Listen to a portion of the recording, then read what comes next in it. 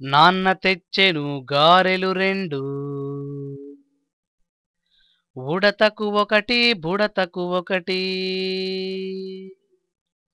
మామ తెచ్చెను మామిడి పండ్లు, ఉడతకు రెండు బుడతకు రెండు.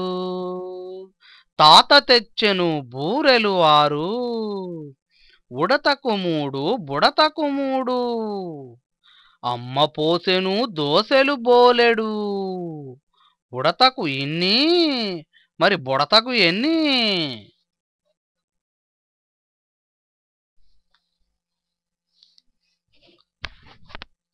నాన్న తెచ్చెను గారెలు రెండు, ఉడతకు ఒకటి బుడతకు ఒకటి. మామ తెచ్చెను మామిడి పండ్లు, ఉడతకు రెండు బుడతకు రెండు. తాత తెచ్చెను బూరెలు ఆరు, ఉడతకు మూడు బుడతకు మూడు. అమ్మ పోసెను దోసెలు బోలెడు, ఉడతకు ఇన్ని మరి బుడతకు ఎన్ని? ఈ చిత్రంలో మీరు ఒకటి చూస్తున్నారు కదా, దాని పేరేంటో తెలుసా మీకు? తెలుసుకుందాం.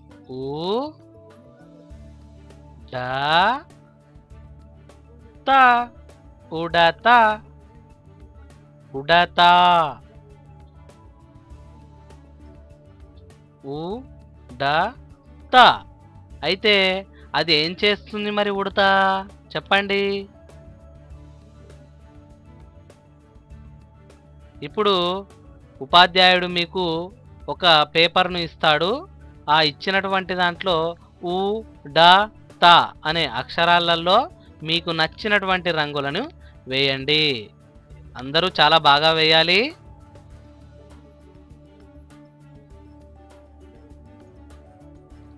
మళ్ళీ ఉపాధ్యాయుడు మీకు ఇంకొక పేపర్ను ఇస్తాడు.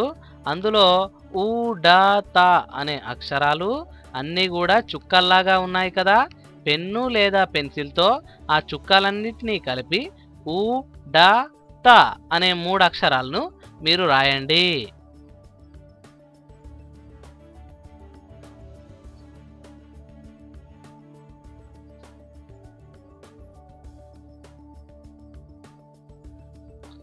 మనం ఇప్పుడు పలక, పడవ, ఉడత అనే 3 పదాల నుంచి మళ్ళీ కొత్త కొత్త పదాలను తయారు చేద్దామా? చేద్దాం. చూడండి. ఉ ల వ ఉలవ, ల త లత, త ల తల. ఇప్పుడు మళ్ళీ ఒక్కొక్క పదాన్ని కూడా మళ్ళీ ఒకసారి చెప్పుకుందాం, సరేనా? ఉ డ త ఉడత, ప డ వ పడవ, ప ల క పలక, క డ వ కడవ, ఉ ల వ ఉలవ, క ల కల, వ ల వల, త ల తల, ఆ ల క అలక. ఇప్పుడు ఈ పదాలను మీరు కూడా ఒక్కోసారి అంటూ చూస్తూ రాయండి.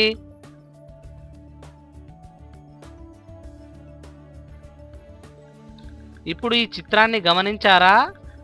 ఈ చిత్రంలో ఉడత ఉంది కదా, అలాగే మీరు కూడా ఉడతను చూస్తూ గీయండి. అదేవిధంగా క్రింద ఇచ్చిన చిన్న డబ్బాలో ఆ జంతువు యొక్క పేరును రాయండి.